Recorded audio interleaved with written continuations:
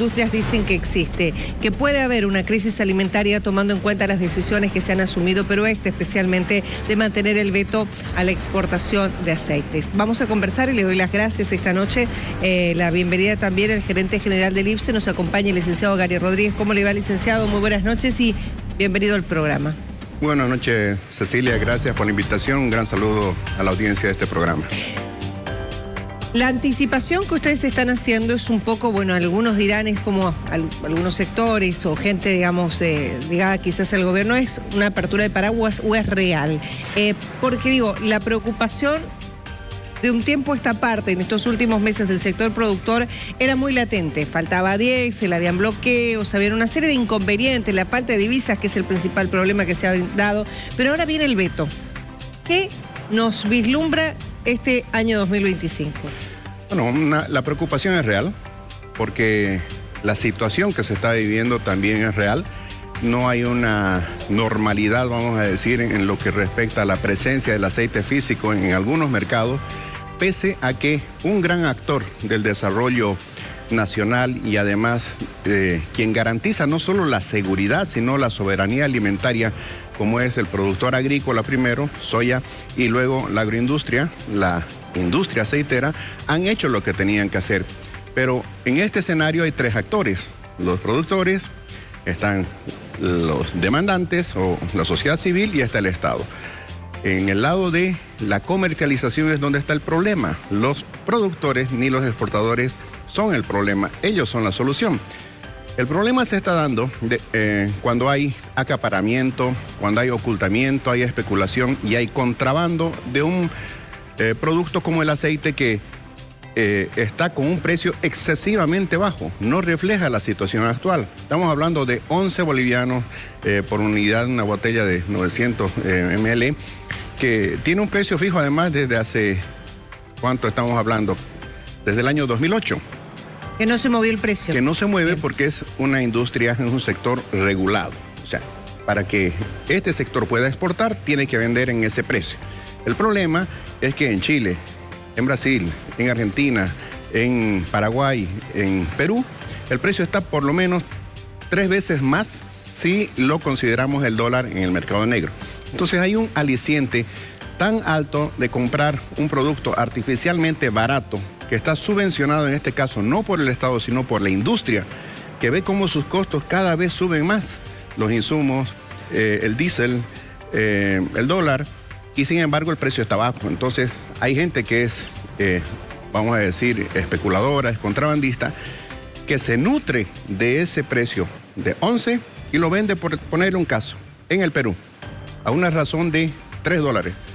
Y $3 en el mercado negro hoy día, estamos hablando de 33 bolivianos. Entonces es un pingüe negocio. Entonces, decimos por eso, no es el sector privado, sino el problema está en el lado de la comercialización, y quien tiene que terciar en esto es el Estado. ¿Cómo? Controlando a los especuladores, a los acaparadores y fundamentalmente a los contrabandistas.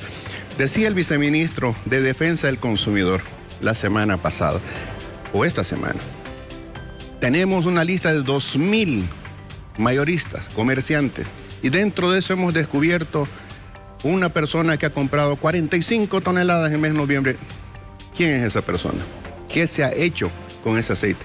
Cuando el Estado empieza a dar señales contundentes de que a los que infringen la ley les va a caer, van a disminuir los acaparadores, los especuladores, los que ocultan el producto y los que contrabandean. Vamos a saludar a César Galindo, que nos acompaña ya desde la ciudad de La Paz. Con esta preocupación, César, de los industriales, de las industrias que anticipan una crisis alimentaria. Buenas noches, César. Hola, Cecilia, buenas noches al país, buenas noches a don Gary Rodríguez, gerente general del Instituto Boliviano de Comercio. Gary, yo voy a comenzar pidiéndole que escuchemos las declaraciones de Jorge Amantegui, presidente de la CANIOB. ¿Qué decía Jorge Amantegui después de salir de la reunión con el gobierno, cuando todavía persiste la prohibición de la exportación de aceite? ¿Qué ocasionaría esta prohibición? Escuchemos. Han comprobado de que el abastecimiento en diciembre va a superar como en un 40% más el histórico de diciembre. Bueno, y después de haber comprobado eso, la medida es que no se levantan la suspensión, porque claro, en La Paz todavía no se ve que hay un abastecimiento total. Que el contrabando desaguadero del aceite que llega de Santa Cruz para La Paz y para el interior se va en grandes cantidades. El perjuicio que usted me dice es tremendo. Primero porque perjudica las divisas del país. Segundo porque las industrias no están pudiendo exportar ni harina en este momento, porque al haber anulado el certificado de exportación ya está afectando la harina también. Y al no tener las industrias dinero, espérenme porque esto es importante, no vamos a poder comprar grano de soya. Si nosotros no podemos comprar grano de soya, señores, no va a haber alimento para los polleros, para los porcinocultores, para los lecheros. Entonces, a partir de enero, prepárense porque no va a haber escasez de alimentos, no solo de aceite, sino también de pollo y de cerdo en este país. Don Jorge Amantegui, prepárense porque en enero habrá escasez de alimentos. Si no exportamos, no se puede comprar grano y no se puede producir alimentos ni para quienes producen carne de cerdo, carne de res, etcétera. ¿Qué opina usted de esta situación? ¿Es real? Definitivamente, no se puede solucionar un problema que está en el ámbito de la comercialización, castigando a quienes han arriesgado, han producido en función del mercado interno, han sobreproducido en función de la exportación. Estamos hablando de los agroindustriales y los exportadores, porque cuando se restringe la exportación, se generan problemas adicionales como los que manifiesta el presidente de la CANIOP. Eso probablemente no lo está avisorando el gobierno, pero son problemas reales, incumplimientos de contratos, penalidades por no abastecimiento oportuno en el exterior, pérdida de clientes, pérdida de mercados, pérdida de imagen del país. Ahora, cuando se habla de crisis alimentaria, me gustaría hacer 3 puntualizaciones. Una cosa es la seguridad alimentaria, que significa tener el producto en el mercado. Contar con el producto. A un precio accesible, sin importar si es nacional o extranjero. Por ejemplo, la harina de trigo. ¿Tenemos seguridad alimentaria? Tenemos, pero importamos harina del Mercosur. Soberanía alimentaria es lo que nosotros hemos logrado con el caso de la soya, el caso de del azúcar. Producir a cuenta y riesgo del agricultor y del agroindustrial en demasía para satisfacer el mercado interno y para exportar el excedente. Eso es soberanía alimentaria, eso es tener autosuficiencia, tener independencia en cuanto al abastecimiento de los alimentos. Y crisis alimentaria, que es la advertencia que se está diciendo, es no solamente perder la soberanía alimentaria, sino perder la seguridad alimentaria porque no hay divisas para importar. Entonces, esta preocupación es real. ¿Y cómo se la tiene que resolver? Simple y llanamente no cambiando las reglas de juego al sector privado, por una parte, y por otra parte el Estado tiene que hacer su rol. Me gustaría tomar 2 minutos, Cecilia, para contar un caso que fue preocupante en el año 2010, tuvo un desencadenamiento dramático, pero que nos puede servir de experiencia para solucionar lo que pasa hoy día. Similar a lo que estamos viviendo hoy con el aceite, por ejemplo. Esto es casi un déjà vu, es como que esto ya yo lo viví y qué pena si nos volvemos a equivocar. El año 2010 había una franja de oscilación del precio para el azúcar de 3.40 a 3.60 bolivianos. Empezó a subir el azúcar en derredor del país y por supuesto en el mercado interno también empezó a subir. Porque es lógico, si hay más demanda va a empezar a subir el precio. Ahora, el gobierno se molestó cuando el azúcar llegó a costar 5.50 el kilo. ¿Y qué hizo? Prohibió la exportación. Porque empezó a escasear el producto porque se estaba saliendo el subvencionado al exterior. ¿Sirvió de algo eso? No.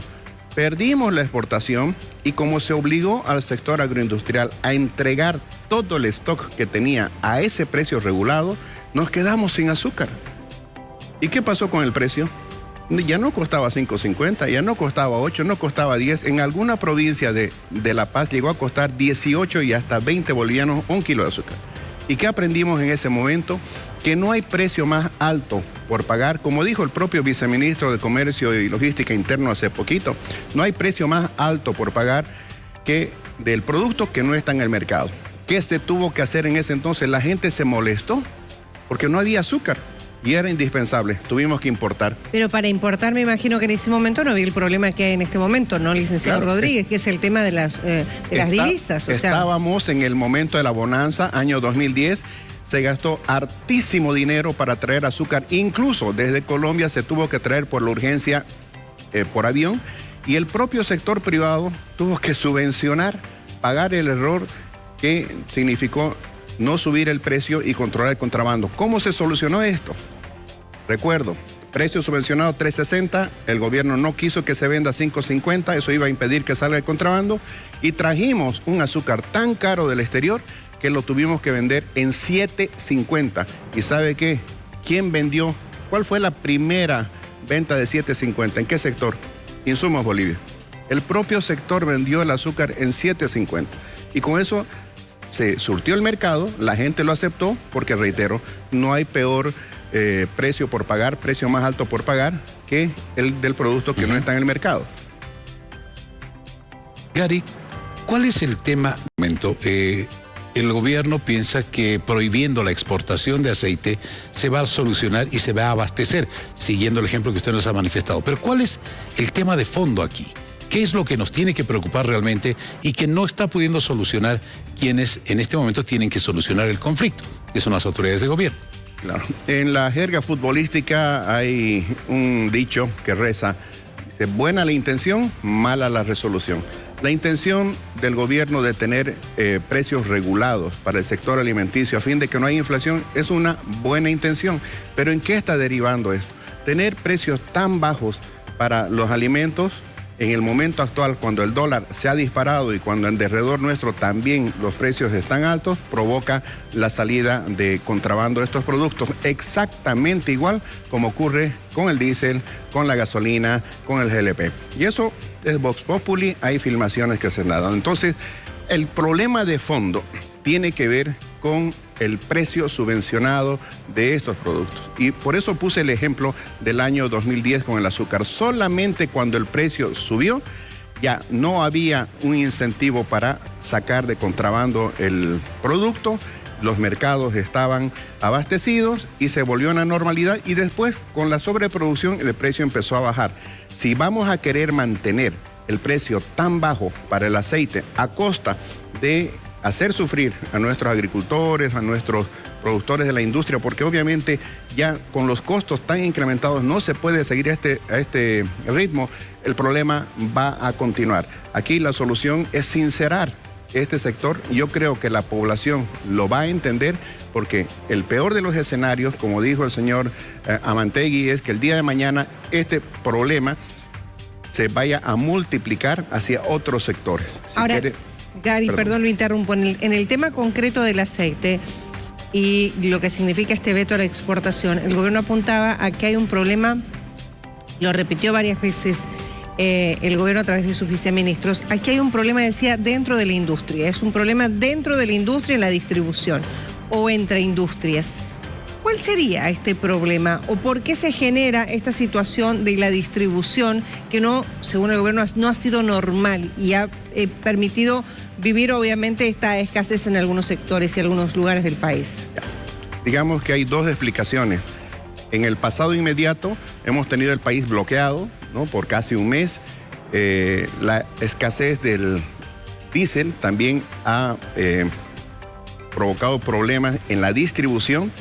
Pero yo diría que el mayor problema al cual hay que atacar es el del contrabando, porque pongámonos en este escenario y otra vez acordémonos del ejemplo del azúcar, que el gobierno vete la exportación.